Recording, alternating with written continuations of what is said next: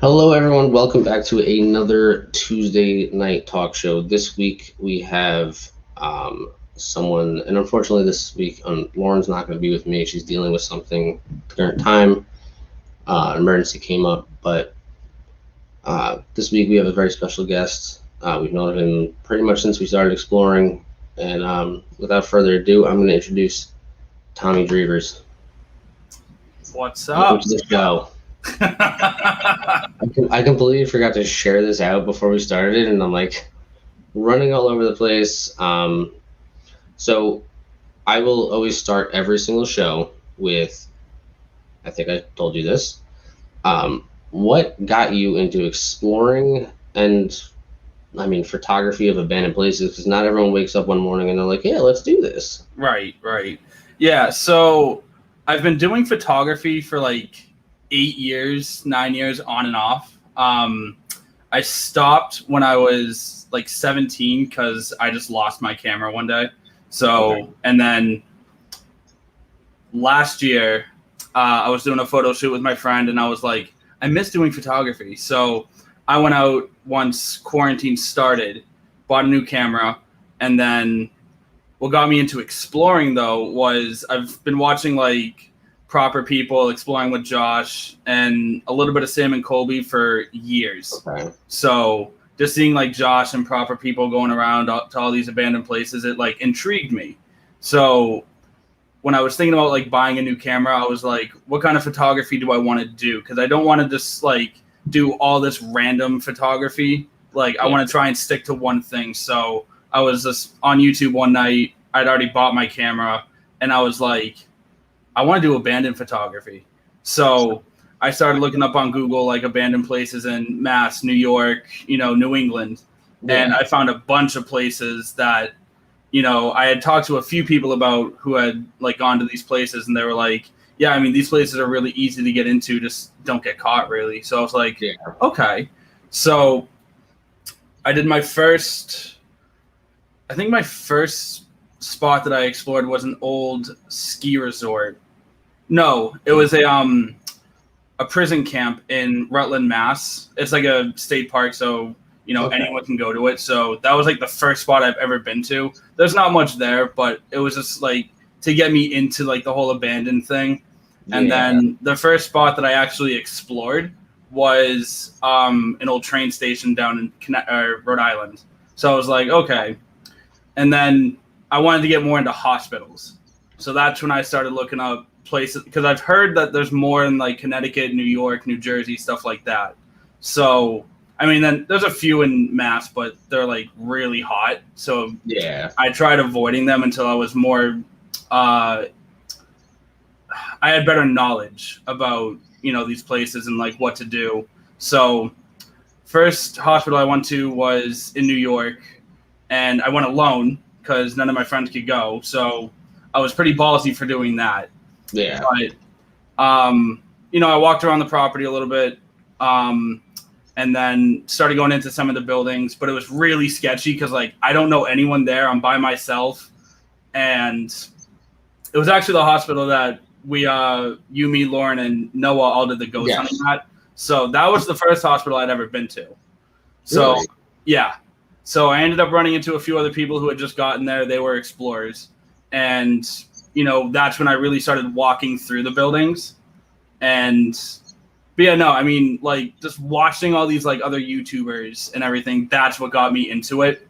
Jeez. But it was I don't know, man. It was like I started thinking about it like April of 2019, Okay. like getting back into photography, but like I thought about like exploring abandoned places would be cool, but I didn't think about doing photography for them until April of last year.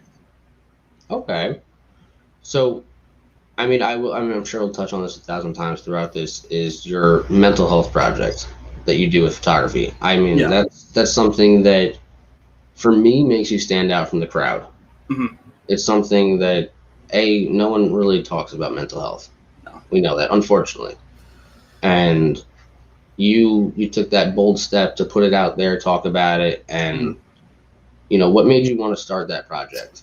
So it was actually really like spur of the moment. I was helping my friend Teddy with a photo shoot with someone that we both worked with, and there was this piece of barbed wire that I found, and I was like, I probably shouldn't be holding this because I don't know what's on it. Yeah. But because I ended up pricking myself with it, so that wasn't fun. But I started like kind of like playing around with it, be like, oh, I could do a photo shoot with this, blah blah blah. And then the person that my friend was shooting was like, what if you did like a suicide shoot or like a mental health shoot? And that just like clicked in my mind, like, yes. So I started planning it out. Like, it took like a month to plan like the first shoot of it.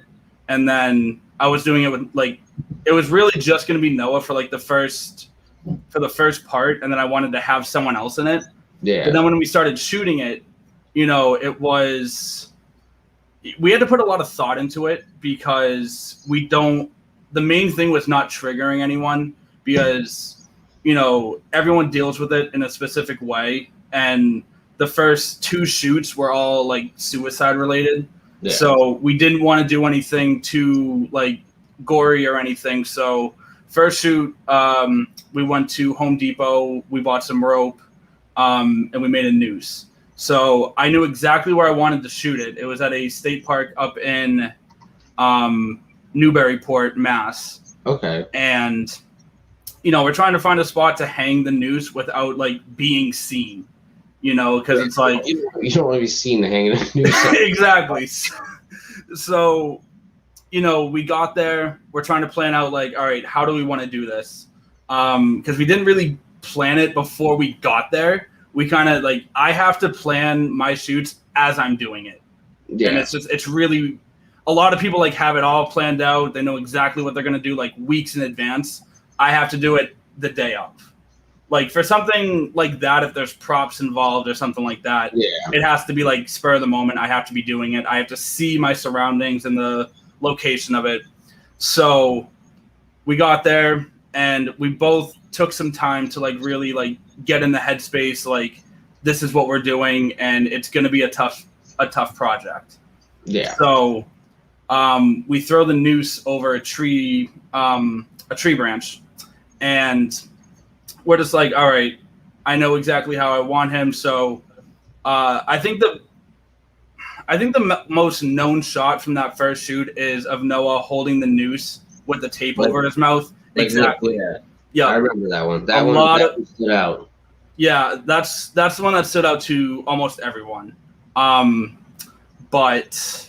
the second shoot was an overdose, which that one was actually the hardest for me because I won't go into too much detail, but that's how I attempted suicide before. And the pose that Noah was in was how my mom found me. Really? Yeah. So that's all I'm going to say about that. Yeah, that was the toughest one because there's one shot in particular that I had posted of Noah texting. It's like the contact was anyone, and it said, "I'm sorry, I love you," and that's what I had sent to my mom. Really? So that was definitely a tough one, if not the hardest. And now and then we did grief. That was at a cemetery. We used like my grandmother's grave and everything. And then now I'm working on the 5 stages of grief. Yes. So it's like a whole new sub part.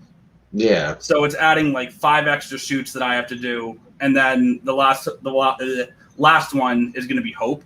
So I'm still trying to plan out the other 2 shoots I need to do for 5 stages. And I kind of already have Hope figured out, because that one is actually, I already have, no, I don't have Hope done. I have the last stage done, but it's a lot of work. It's kind of been put on hold because I had to plan out shoots and everything, and I couldn't drive, so I couldn't do anything. Yeah. But it's definitely a good project to put out, because like you said, not a lot of people talk about it. Mm-hmm. And my main goal with this, and I've gotten a lot of backlash for this project, like for every part I've gotten some sort of backlash, like, oh, you're glorifying suicide, or like, you know, you're just trying to get attention. And I'm trying to get attention for mental health, not for myself, because there's this giant stigma around mental health that, you know, and my main thing is that I wanted to use a male subject, because people don't realize, or people always talk about, you know, oh, men are much stronger than women, blah, blah, blah. But there's so many more men that deal with mental health, you know, and people just, in my opinion, overlook it. Yeah, I mean, without a doubt. And exactly like Robin just said, I'm happy that you're here, still here with us. I'm happy to have met you. Yeah. Thank you, Robin. I know it's never anything. And here you go, another one. You got a lot of support coming through. Screw the haters. You know, people, I mean, you can put out a picture of a tree. Someone's going to hate it for some reason. Oh, yeah. Like, oh, the colors are off. There's too much contrast. Like, not enough exposure. Like, dude, it's a picture. It's a picture. If you don't have anything to say about it, just move on. Just, you know. Yeah, I mean, and I've actually taken out certain shoots from it. Like, there's shoots that I've done with people, but I didn't want to post them because I knew they were going to be triggering. So that's me looking out for everyone else. And I go to my friends who have dealt with it, like, even just like the grief part where there's no, like, it's just my friend at a grave. You know, I always let my friends know who have dealt with mental health that I'm putting out a part, and if you don't want to see it, you know, this is when I'm posting it. Yeah. So, you know, I look out for a lot of people, you know, when I'm doing this. Like, before I even post it, I'll post on Facebook, and I'll be like, hey, trigger warning. Yeah. You know, this is what's going out today. Exactly. So I don't know, man. The stigma around mental health is just, it's so shitty, and I hate it. It's ridiculous. I mean, I know for me, I know most of the people in the chat know I'm an EMT. I deal with, the majority of my calls are mental health calls, and it always feels like it's just kind of swept under the rug. Right. It's never anything that's dealt with. I mean, for us, it's the lowest priority job on the call list. It's I mean, even in that sense, you know, the lowest priority, really. Right. Like, a person with a stomach ache that's had it for 6 months is more important than someone that calls 911 and says, I want to kill myself. And I mean, that's happened to me before. Like, I've called and I tell them, like, hey, I actually have a plan to do this. Yeah. And it took them 30 minutes to get to my house. Like, in that 30 minutes, I could have actually done it. Yep. Or I could have done something. And I've thought about that before many times, and when I'm like responding to the calls, it's like, this is asinine. Right. I don't know whatever made them think this is like lowest on the priority, and it never should have been that way, in my opinion. And if anything has to change, it's that. Oh yeah. I mean, I've gotten people that have toe pain for 6 months, but you decide today to call, but that's a higher job priority. Right. You know, I don't know. I don't get it, but I don't know, man. Like, people just don't take mental health as seriously as they should, and it really gets me so fucking mad, dude. It really does. And I mean, you keep having more and more people come in, like, important work you're doing. It's, you know, it has to be done, you know, because you know, a lot of my photography is abandoned, but there's certain projects that I'm trying to plan out another one once I finish the mental health one for, like, assault. You know, it could be any form, but I'm worried about that one because that can be very triggering to people. It really can. So I need to, whoever is going to be a part of it, I need to talk to them, and they can tell me whatever they want, but it's the way that it's the way that anything is portrayed, and that is the most important thing about this project, is portraying it the right way, and not, there's so many little fine details in these shoots. Yeah. Especially the first two, because you don't want to show too much. Like I had, like, my idea for the second part was actually going to be self-harm. And then I had to really think about it. Like, is this going to be too much? Yeah, and it didn't even take me like 10 or 15 minutes to realize it's going to be way too much. Yeah. I mean, you have to think about the internet these days, like posting something. We started a TikTok a couple months back, and people get triggered over there being fake fruit on a table. I know. I've answered 90 comments in the last week about fake fruit on a table, and I'm like, this is what you're focusing on. This is your choice. This is it. And that's the same thing with your project. Like, they would find that one thing to focus on. Yep. And it's really about painting that picture about what the message is, and not about, because you look at a picture, let's put it this way, you look at a post on Facebook, you look at the picture first. Yep. Then you look at the caption. So your first initial reaction is based on that picture. Yeah.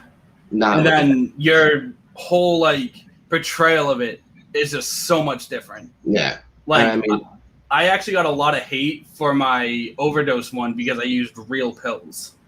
Yeah.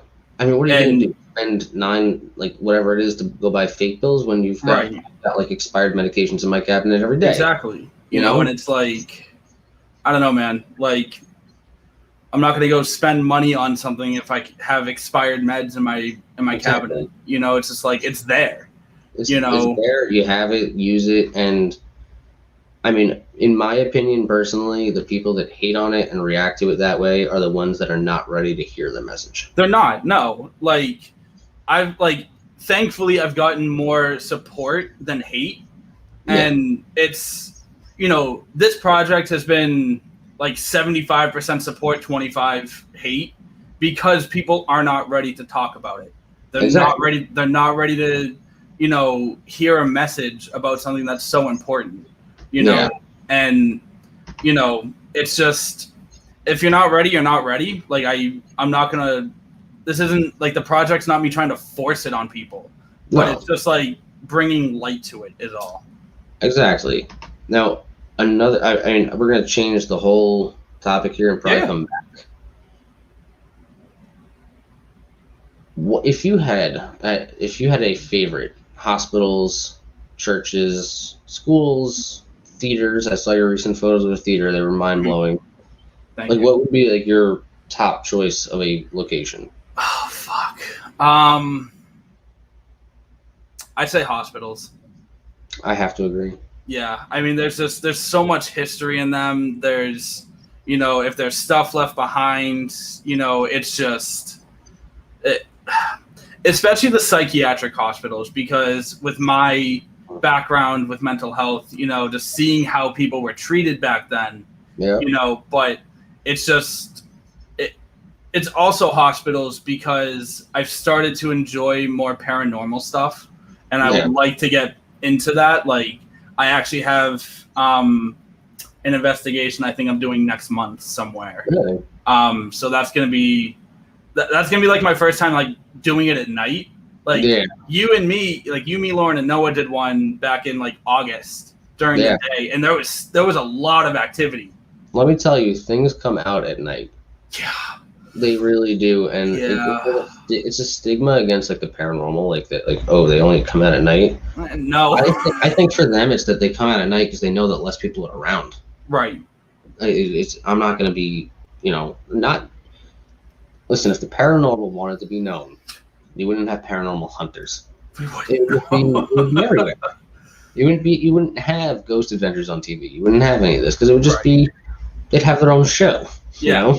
Now, in your opinion and your experience, do you find more what is it? are spirits more aggressive at night compared to during the day? I don't think that the time of day changes their aggressiveness. I Okay. think that it's the spirit itself, whether they're an angry spirit or a happy spirit or a listen. I've had joking spirits that just want to mess with you. Okay. You know the local place around us over here. We Mhm. spent with East Coast Paranormal Photography. We spent almost an hour trying to figure our way out of one building because it kept messing with our heads. We were turning every direction, Oh and shit. it was just toying with us. It was like I could almost sense it, like standing behind us, laughing at us for. I think at this point, I was ready to climb out of a second-story window. I was like, I just want to get the hell out of here. Right. Right. It was crazy, but then there's like the sad spirits, and sad spirits will sometimes come across as aggressive because they're so sad that and their message hasn't been heard. Right. You know, Hmm.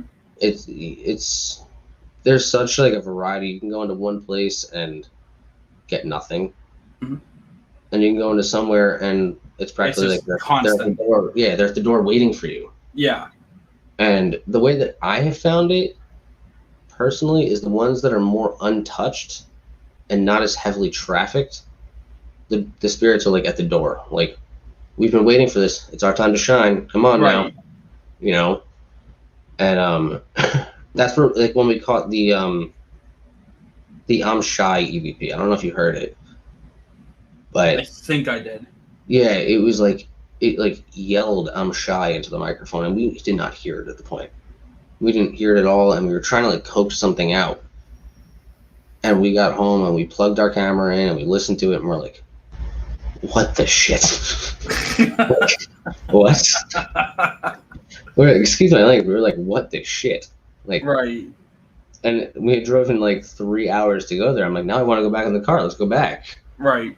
You know, it's Yeah. No, it, we've I've had a few cases of having something like attached to me, and Yeah. you were there for one of them. Yeah. That wasn't even the worst one though. really. Like the worst one was by you actually. When I think it was when I first went there in May of last year with Noah, and like there was, dude, it was bad. Like it followed me home, and it recently came back in November. It followed me to my new apartment. Wow. Yeah, Didn't but even then know I that. ended up finding out it's not like an evil spirit, but I was seeing a face at one point. So I was like, this is getting worse. So I did Yeah. a tarot card reading, and the medium told me you have nothing to worry about. But I actually brought it back to where it attached to me, and it hasn't been here since. Wow. Yeah, it was really weird how like when I brought it back, because I was at one location, we got kicked out, and then my friend was like, "Oh, let's go here." So I was thinking like, my friend wants me like, she just like randomly brought up where to bring it, and I was like, okay. Hmm. So I think whatever was with me got us kicked out so we could go there, and it was just very very strange. Yeah, I mean that kind of sounds like it. Because like it wasn't with me when we went into that building Yeah. where we got kicked out. It was with me after that location got brought up, and then it was like I could like see a shadow in the back of my car, and I'm just like, bro. That's Yeah, it was like, bro, there's like that's a fucking movie. I'm sorry, excuse my language, but no, we've cursed many times on the show. Okay. It was just like it's something out of a movie, bro. Like that won't ever happen again. And so, did you wind up going to that next location? Mhm. And what happened like once you got there? So we explored a little bit. We went into a few different buildings. Everything was fine. Like I never felt anything there. Like we went into a violent patient ward, and Noah was getting some weird feelings. So we ended up getting out because someone we were exploring with had like a demonic EVP with them, or like they were using like some app on their phone, but it was for like to get like demonic spirits. So he wasn't with that at all. I wasn't. So we got out, and then we went into the morgue, I brought the spirit back there, and then as we walked into the morgue, like Noah didn't feel it anymore. So then that's when he started getting like this chest pain and everything. So he waited outside, and then I said, hey, welcome home. Come back anytime, whatever.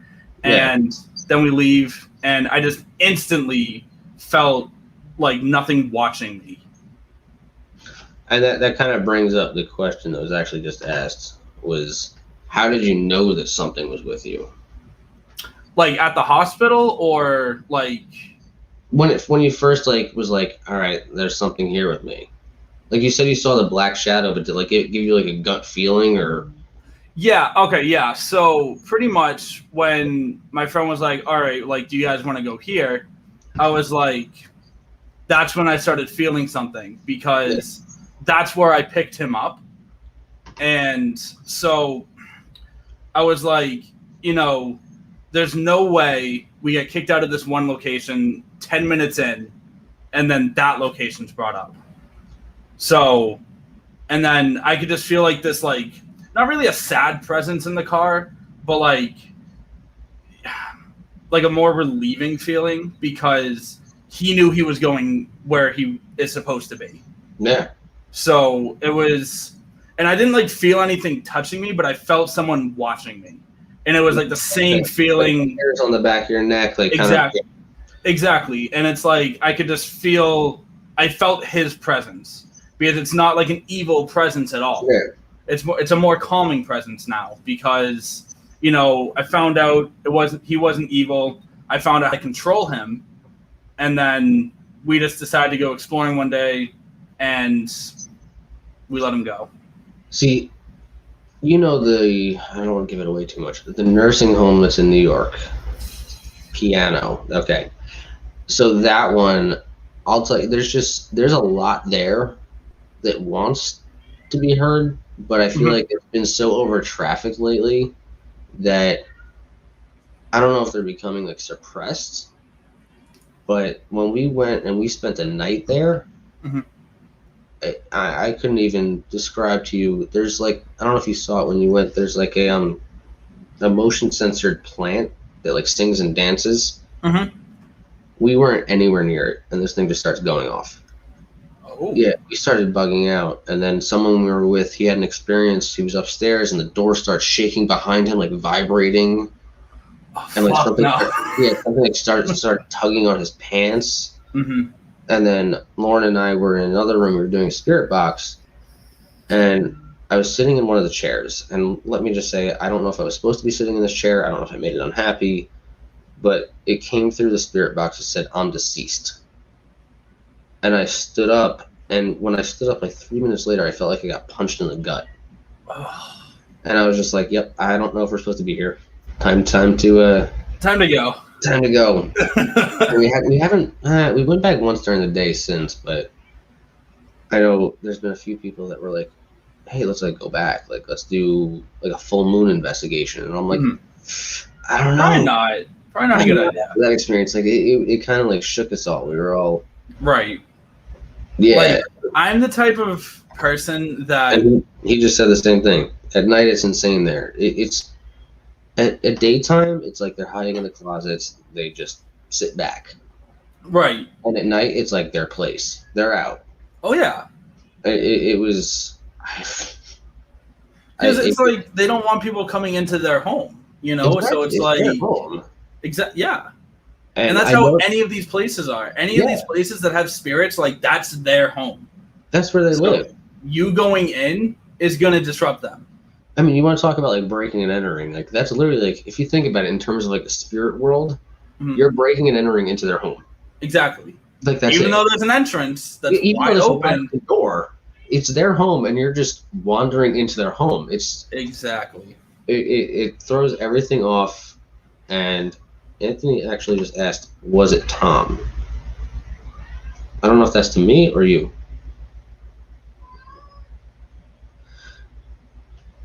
I don't know. If he wants to rephrase that question, I don't get it. Someone just asked, what's the difference between a demon and a spirit? So a demon would be A demon is more like aggressive, and it's more like it's a much darker presence than a spirit. Like a spirit, like it's pretty much just someone like watching you, but they'll still like interact with you. Like the thing that was attached to me was a spirit. It wasn't a demon.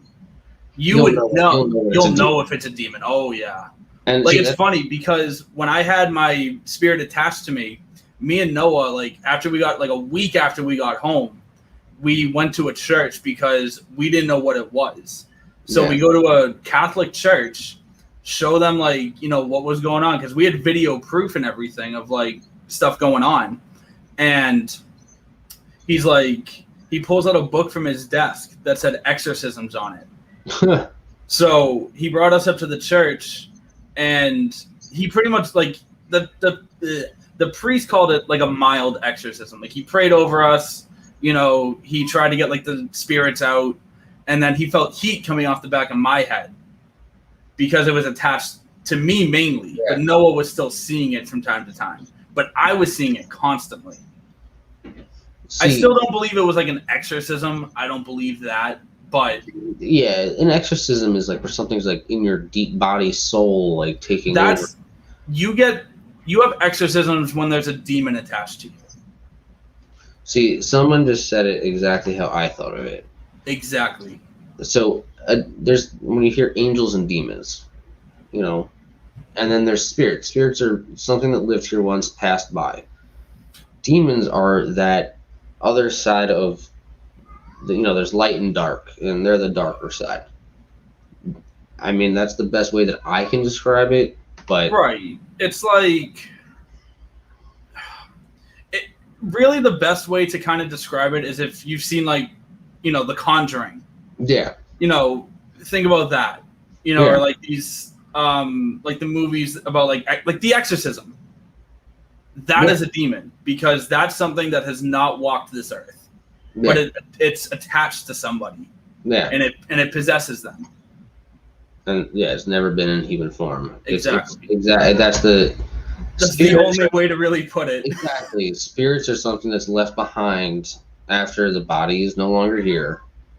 And whether or not they want to find their way up or down to the light, that's on them. But demons are here just to, I don't know if it's to inflict damage or conflict or fear or whatever. I would say conflict and fear pretty much. Yeah, they feed off of that. I mean, there's been places that I walked into and just felt this pit in my stomach or fear, and I'm like, I don't know if I want to walk further in. Like, I've never come in contact with a demon. I've come into contact with many spirits, though. Yes. Even though some spirits might feel like demons, but they're nowhere near demons. No, a demon, and like you said exactly, like, you'll know when you contact a demon. Like, for damn sure you will. Oh yeah. It's I've never had myself either, and think whatever is out there that I haven't, because I mean, and I've come in contact with aggressive spirits, ones that really want to talk, ones that want to make their presence known, but a demon is not anything to be messed with.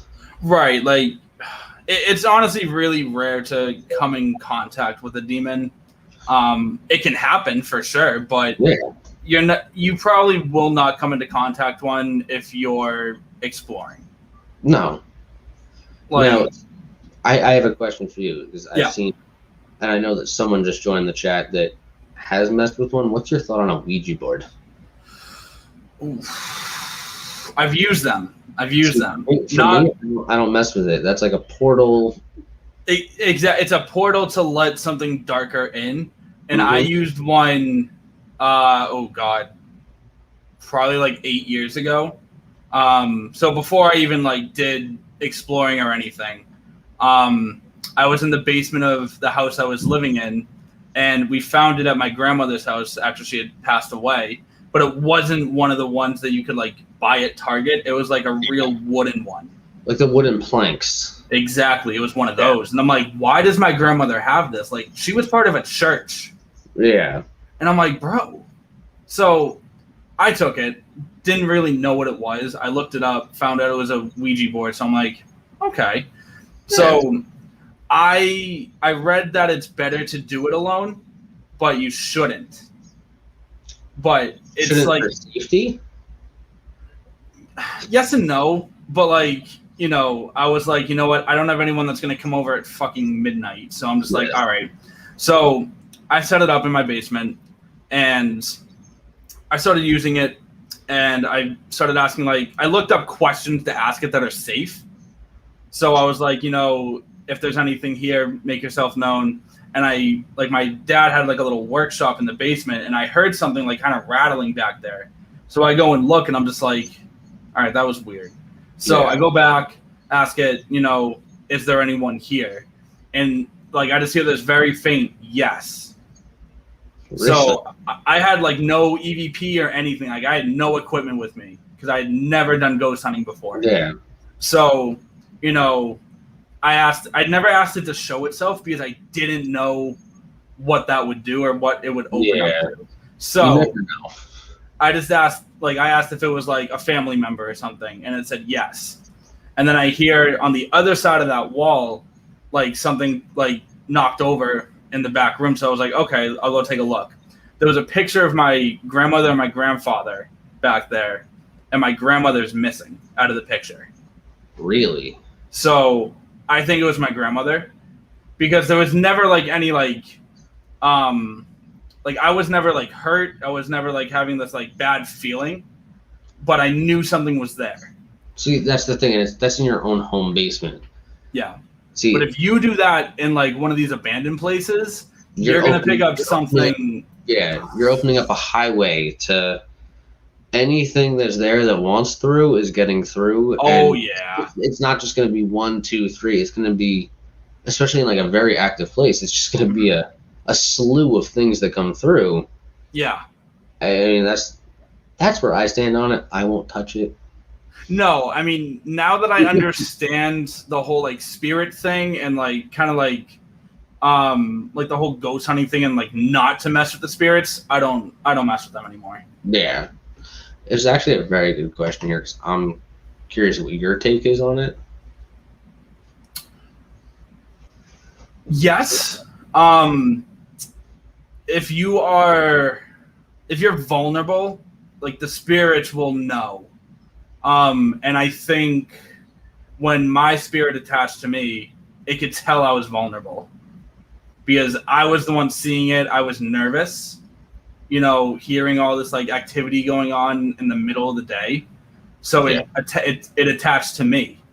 And this was like where it attached to me, that was the biggest place I'd explored at that point. So, and it knew like what I was looking for. Because we went from one building and then across the property, we went to another building, and I think that's where he lived. Because he was more just like a geriatric patient, so he lived in a different area of the hospital. So we went over there, and then something wanted me to go back into the medical building or the morgue. Okay. So I end up going back in, and then that's where it really attached to me.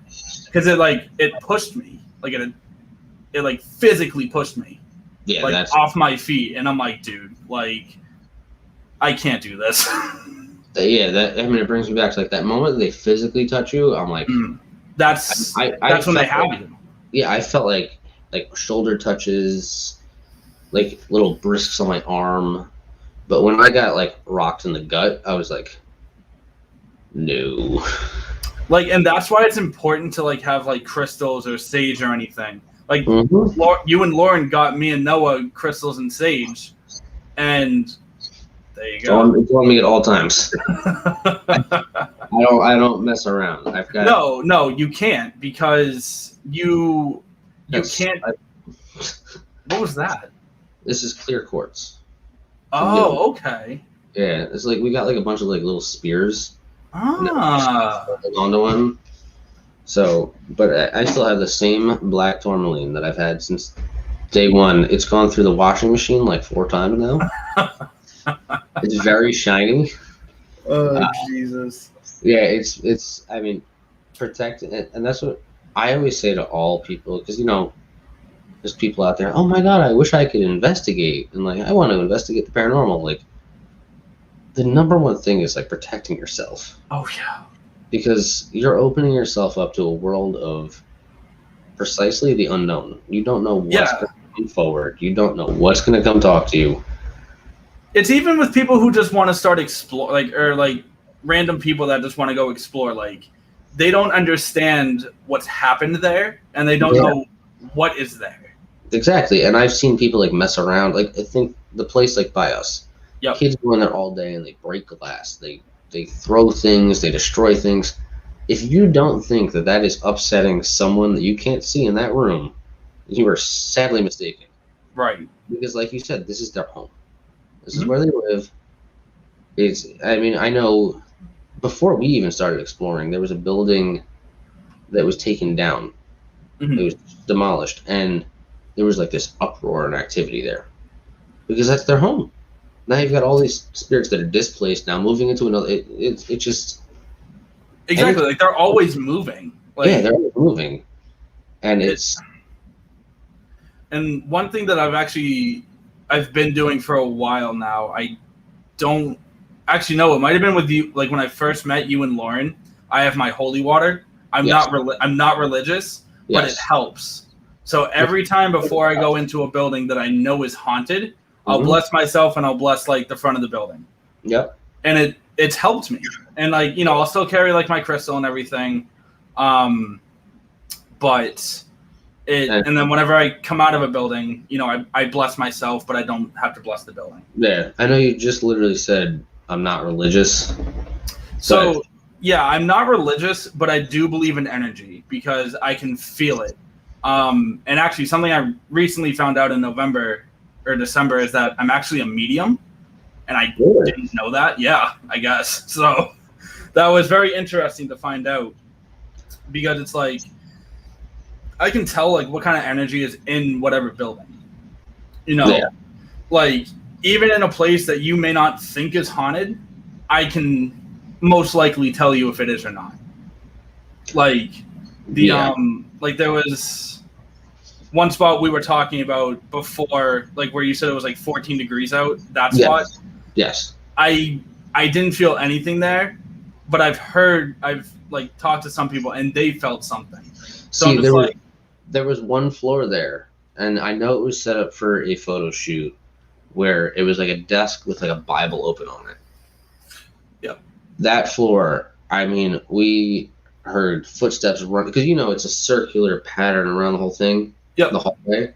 We kept hearing footsteps running one way. We'd go find the footsteps, and they'd be going the other direction. We'd be running around in circles. The EMF was going insane. It was one of those, like, I mean, I don't know if my hair was standing on end because it was 14 degrees, but losing all senses in my body. But it was definitely that one. Other than that, it really wasn't much. We went up, down. Yeah, and it's like some places, like, maybe just like a small area of it would like have some activity, but not all of it will. Yeah. And that's a common misconception, because like if you have activity in one spot, people think, oh, this whole place is haunted. Yeah. That's not even remotely the case. And that was like I forgot about this. We went live on a platform, and we had a medium actually was watching our live. Mm-hmm. And she said like something about a scarf. A woman was strangled with a scarf. And I said that out loud, and the EMF like went crazy. And it was just like one thing after another, like adding up. Yeah. Like, she said it, and I was like, nah, like this is. And then we would go one floor up, and nothing. Exactly. Up, nothing. But it was that one floor. It's like where they were at the end, and now that's their home. Right. And it's like usually in cases like that, they don't leave that spot. Yeah, that's where they live. They roam that hallway, and that's it. Yeah, like you could be on that floor and then leave, and you feel absolutely nothing. Yeah, I mean, and that's how it is with me in a lot of places. Like I'll feel energy somewhere, and then I'll be in a whole other building but feel nothing, because it's all about if they attach to you or not. Yeah, when we went there, I could have sworn, I'm like, hey, you know what, the top floor, like the VIP suite, we'll call Yep. it. We're like, this is where everything's going to happen. It wasn't. We went up there to take a break. Yeah. It was completely. We just hung out up there. It was interesting, but this is a good one because I'm genuinely curious. Ooh. I actually have to look through my pictures for this. Right? You got to think about it. Okay, so it's one of two places, and they're both in Connecticut. I've noticed a lot happens to me in Connecticut. Well, that's good news. So I try to avoid Connecticut at this point, but because I just hate driving in Connecticut. Around it. I hate driving in Connecticut. Every time I do, there's traffic, and I'm like, dude, I can't do it. But have you driven in New York? Fair enough. But they choose weekdays, midday to do pothole repairs. And I'm like, why at all hours of the day is this the time? Most insane place though. I think I'm not gonna say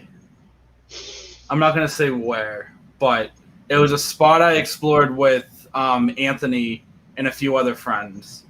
And it was, that was like a dream spot of mine to go to, and I finally got to go.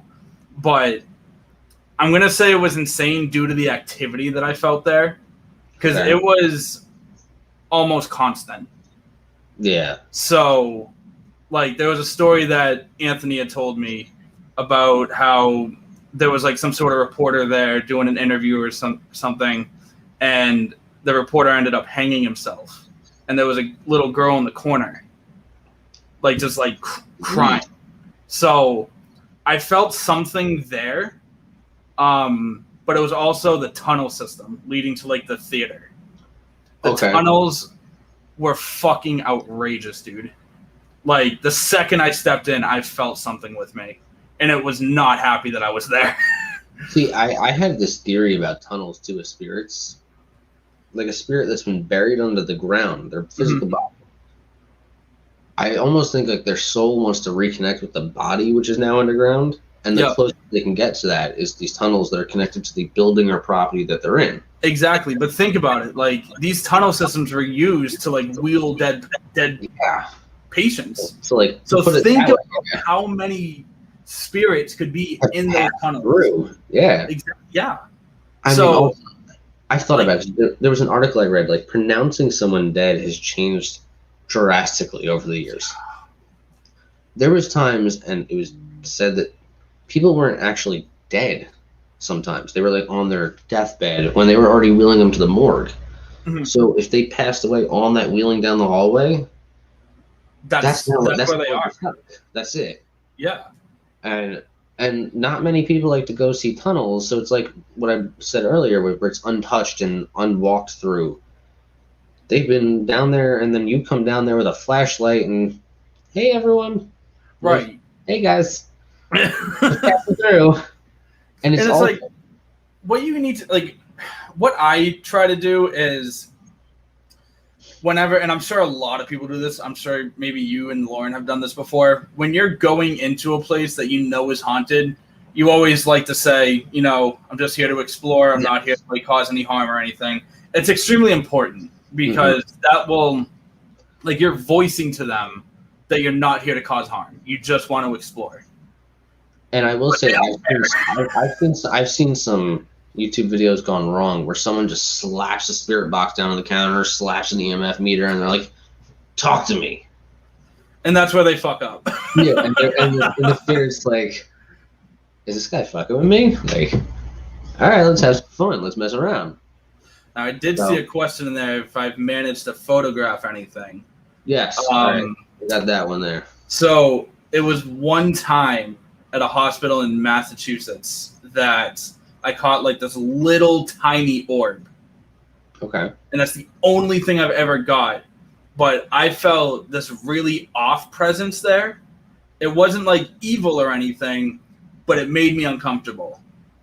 And, we had gone down into the basement to the morgue and everything. I felt really eerie feelings down there.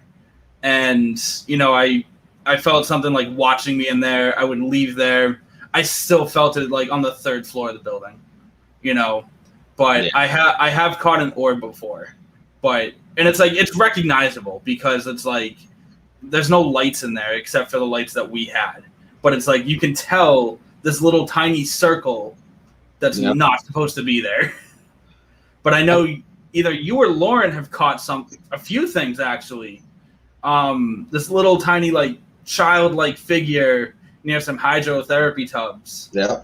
I know you guys have caught that, and that was like when we first met. Yeah, I forgot to actually mention at the nursing home.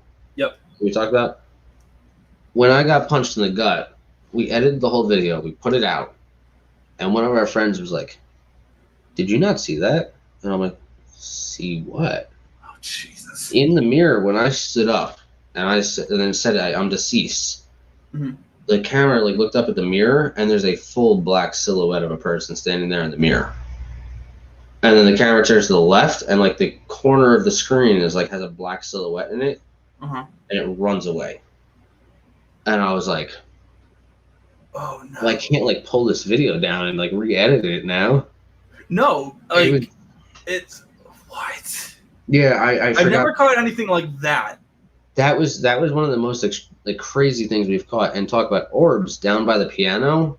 Mm-hmm. We had the SLS going, and I kept getting like figures jumping around the ceiling. And then we had it's not the Necrophonic. I forgot the name. There's another app that someone introduced us to on the phones that like to communicate. Mm-hmm. And something came through, said something, and then an orb just appears out of the tablet and just drifts up to the ceiling where the figures were jumping around. Oh fuck! Again, something that I didn't really notice, and I'm like, "Oh no!" That was where we've caught. I mean, that figure still blows my mind. I still can't. I remember like beating myself up afterwards. I'm like, how did I not freaking see that? Right. I'm like, and then like I turned the brightness all the way up, and I'm like, oh, this will just be my shadow. And I turn the brightness up, and no, it's a full blown person standing there. And I'm like, Jesus Christ! Nope. And it's just me and Lauren in the room, and she's on the camera, and I jumped up out of the chair and ran across the room. Well, something decided to hang back and stand there. It blew my mind. Interesting. Here's a good one. Would you guys do a shipwreck? Like explore like an abandoned ship? Like an abandoned ship? I would. Listen, that's on my bucket list. I'd love to. Like, I want to find an abandoned cruise ship. Oh. And I would love to. Like, imagine like the abandoned ballroom and like everything. I'm not talking get into scuba gear because I'm not doing that. No, but in my opinion, it would be really hard to find one of those because usually those like ships are at the bottom of the ocean or somewhere.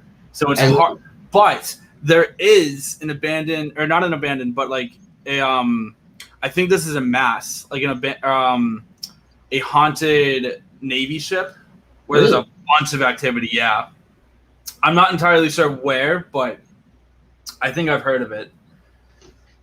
I know we touched on this one. This one before. Do you have activity in your home? I used to. Not anymore. Which, I mean, I'm not saying thank God because, like, the presence that I had was very it ended up being very calming. So it was like, you know, I'd come home and I'd feel it. So it was like, but I never, besides the one spirit, I've never felt anything else. But one thing I am starting to kind of get into is rando nodding. Listen, I tried that out here, and it took me to like the middle of the golf course like 3 times. And then I drove out east, and it took me to someone's house. Like we tried it like a bunch of times. It's weird because the first time I did it, it was actually the other night with Noah. I was thinking my thoughts and everything, and it brought us to the woods behind a Target. So we drive to the Target at like 9:30, park, and then the little walkway we took was right next to like the fence, but then there's a 30-foot drop. So if you fall, you're pretty much fucked. So we walked it. We were hearing all this like weird howling and like all these other noises coming from below us. And so we get down to like the road that we're supposed to be on, take the left onto this like really rocky road. Yeah. Walk up, and then we get to the point where we would walk into the woods, and Noah just said absolutely not. So we're walking back, and he feels something with him, like there's a shadow following him. And I could tell because I felt it, but I told him it's nothing that you need to worry about. Jesus Christ. And it didn't do anything to him because I was there. Yeah. But he was like so against it because I was like, dude, let's go rando nodding. And he was like, bro, I'm about to go to bed. And I'm like, not anymore. Like, not anymore. Now we're going to the tunnel. Yeah. But the nice thing about it is that it keeps you like fairly within your area. It doesn't take you. It sets like the circumference. Yeah, like it's like 10 kilometers or something or whatever. Yeah, it is. we live in such like a heavy populated area. Like I feel like anywhere it took us was just someone's backyard. Yeah, and that's what it was for a few spots that I've like just like thought about and was like, all right, where would it take me? And a lot of it is like people's backyards are like, and I'm like, so I don't really understand rando nodding. I'll do it. But like I don't. It's just like it's gonna take you. I don't get it. Like I don't know. But I mean, we've tried it. Maybe I should try some more. But I might. But listen, like I am gonna do it. I am doing it tomorrow night. There's no harm in it. I mean, all the other harm is burning gas. Exactly, and you don't even burn that much gas. Yeah, exactly. It keeps you in such a small area. Yeah. So we're up to 56 minutes on the show. If anyone has any final questions in all caps, please ask them in the chat. Other than that, if you have not checked out Tommy's Instagram and Facebook are both listed in the description below in the YouTube. Definitely check them out. We were talking before about the mental health project. I'm sure you've posted numerous parts of that onto both. Yeah, mostly on Facebook, but I do have I think one of each shoot so far on my Instagram somewhere. Okay. I don't exactly remember when I posted them, but they're on there for sure. Like you'll know it when you see it because it's not my normal stuff. Yeah, and I know if you haven't checked out his photography as well, it's top notch. And I meant to ask, actually, what kind of camera are you shooting with these days? So I use a Canon T5. I usually use an 18 to 55 millimeter lens, but I also have my 50 millimeter that I'll use for more like up close shots. Usually that's what I use for like portraits. Because I don't just do abandoned stuff. Like I've branched out into doing kind of like whatever. Because like I have a wedding I'm doing in October, and the person who came to me was like, please don't make me look dead. And I'm like, I can try. Gotcha. But I mean, I told her like, I've never done a wedding before, but I mean, that's more for like an income thing. But like, and then I do like other, I have like the little like business type stuff that I do. Like I'll do like portraits of people, couples, stuff like that. The wedding. But I really, really enjoy doing like all the abandoned stuff, man. Like a lot of my like the photo shoots that I do sometimes with like Noah mainly take place at abandoned places. Yeah, without a doubt. I mean, there's something about like photographing something that hasn't been walked through or touched or been moved in so long. It's kind of crazy. It is. I mean, and then like today, I went out and took pictures of like an active church. That church, I saw the pictures. Because it's like because like you see church like you post churches in like these abandoned groups. And people are like, oh, that's abandoned, and it's like untouched. And I'm like, it's not abandoned. It's not abandoned. Because it's like, like being like I know there's people who just do abandoned photography, and it's like there's nothing wrong with that. Like, people make a living from doing that. Yeah. But like exploring and that kind of stuff is more of a hobby, and that's the kind of thing I want to keep as a hobby. The more like people-based photography that I do. That I would like to make, a living off, or like make that a full-time thing. Agreed. That would be. I thought that's what I like peeing, and I'm like, oh.